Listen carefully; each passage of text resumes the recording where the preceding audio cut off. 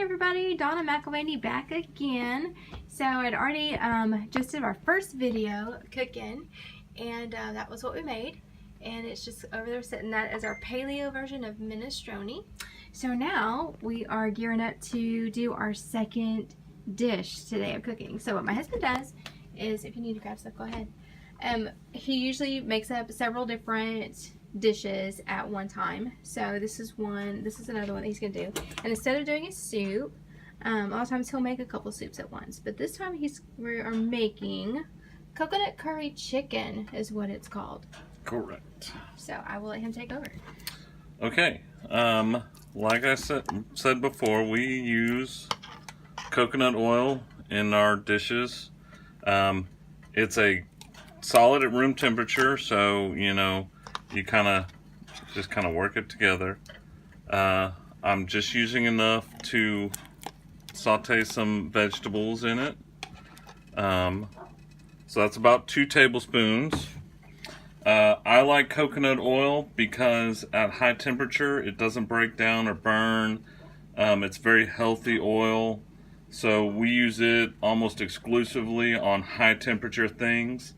If it's low temp, and where I'm not a dietitian, but where I draw the line on high versus low temperature is kind of the boiling point. If I'm getting above the boiling point where I'm sauteing stuff, that's when I use coconut oil. If I stand below that and I'm just adding flavor of the oil to something that doesn't quite get, as hot, maybe it's a tomato sauce or something like that, that's when I use olive oil. Olive oil cannot be heated to high temperatures. I don't recall what my functional medicine doctor told me about it, but we just don't do it. So, and a lot of floxies know this.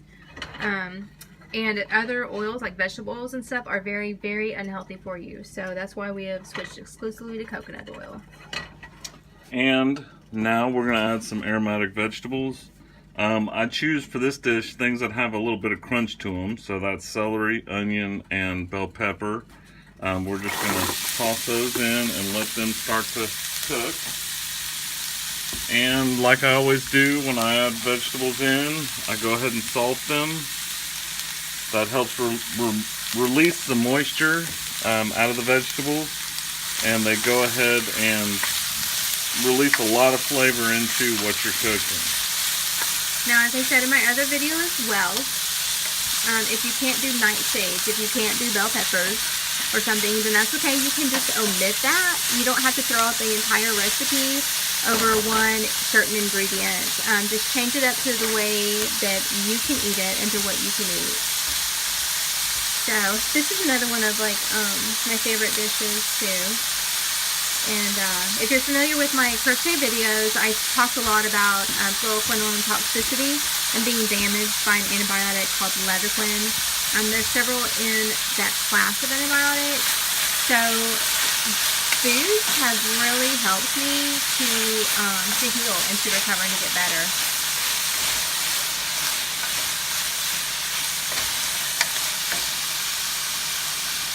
He's cooking right now on high heat. And that's just because of the volume of vegetables that we put in.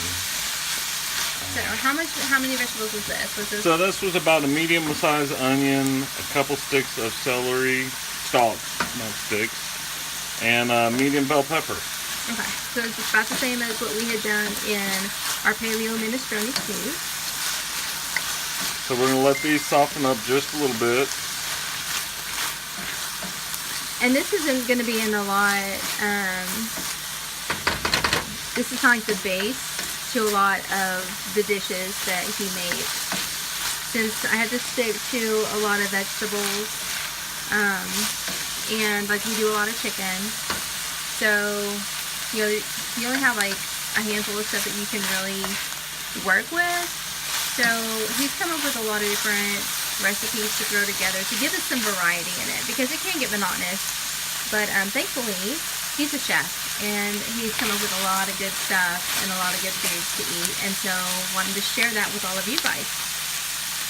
And again, we always look at speed, because I don't want to, if I got a 2-hour break, I don't want to spend the whole time cooking after I've been at the restaurant cooking. So a lot of times I try and just do something as quick as possible. This doesn't take long and we're done. So these vegetables have softened up a little bit. You can see the moisture in the bottom. That's a little bit of moisture coming off these vegetables, which is good. It adds a lot of flavor to your dish. So this is another time you don't want to like caramelize them, right? You're just wanting to soften them up. Right. I'm not necessarily looking to just, make them into caramel, Yeah. And again, I always add garlic to stuff like this. But I don't want to add it right at the beginning or the garlic will burn. It doesn't take long for the garlic to burn. I don't waste time with mincing garlic. I just use the minced garlic straight out of a jar. I just find it's not worth my time to peel and mince garlic. I just use it straight out of there. And again, it's about a teaspoon of garlic. Do you drain most of the water that's out of that? Yeah, I mean it is packed in water, and I do drain off, kind of just The majority of it. the majority of it. But it doesn't have to be perfect, right? No. Okay. Doesn't have to be perfect. It's gonna sizzle away. So it doesn't take long for that garlic to get aromatic and happy. You don't want it to sit there and burn. We just don't want things going crazy. So these have softened up a little bit, and we're going to move on to the next step, which I've got about 3 cups of cooked chicken. I cook boneless, skinless chicken breasts. I either boil them or grill them, depending on what I'm going to use them for.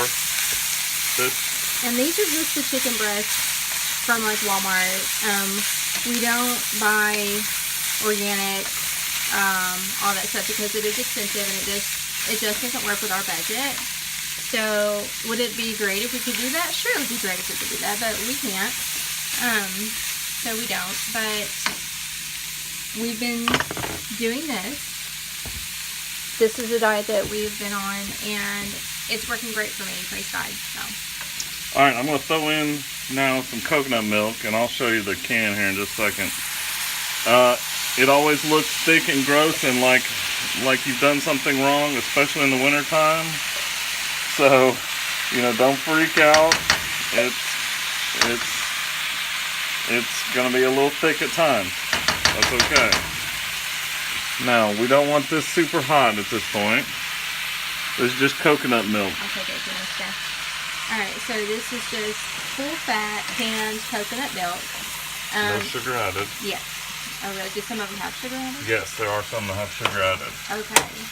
These cans are BPA free. Other cans don't. There's several brands, different brands of this. We usually go shopping at Walmart and Aldi's and get what we can get. So some of them we found that the can does not say BPA free.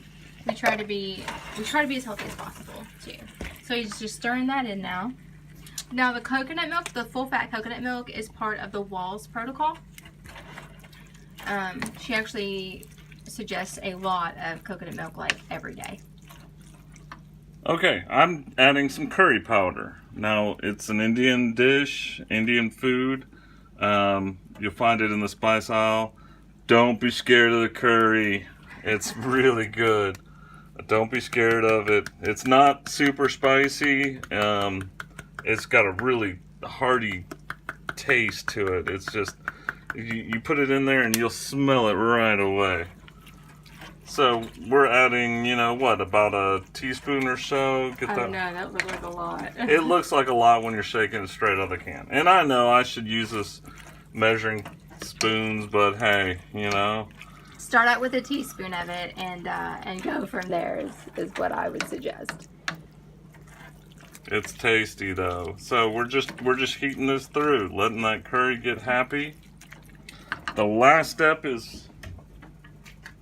Oh yeah, I forgot about those. The last step is some cashews. This is a cheap brand out of the big box store. Halves and pieces. They don't have to be, whole. That They can don't be gotta be broken pretty. up. Yeah. It doesn't matter.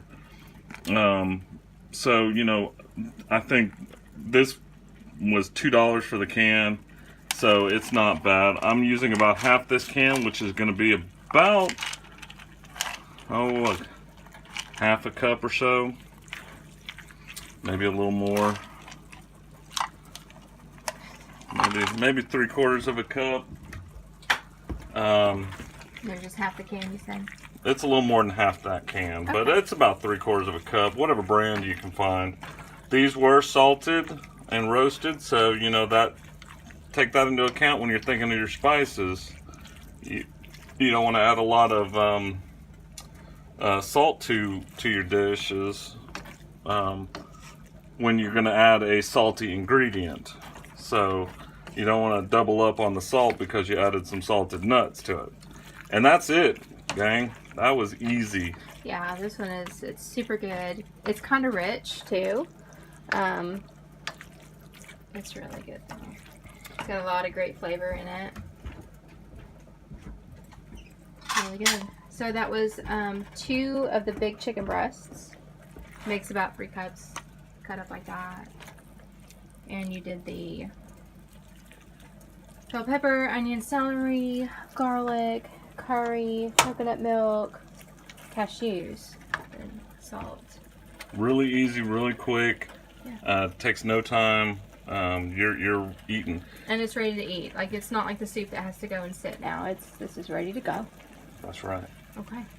And you know, you have this with salad or you know some other side dishes. This is actually pretty good cold the next morning. So it really does almost like a chicken salad in the next morning. So you know that's good too. Yep. All right. So looks like we're done with our second one. So I hope that helps you guys, and we will continue to post more recipes, things that we have discovered through this whole journey of stuff of getting Donna better and getting Donna healthy, and it's really gotten us both healthy, along with others that we can share it with. So I hope that helps you, and happy eating, happy healthy life, and we'll see you next time. Thanks.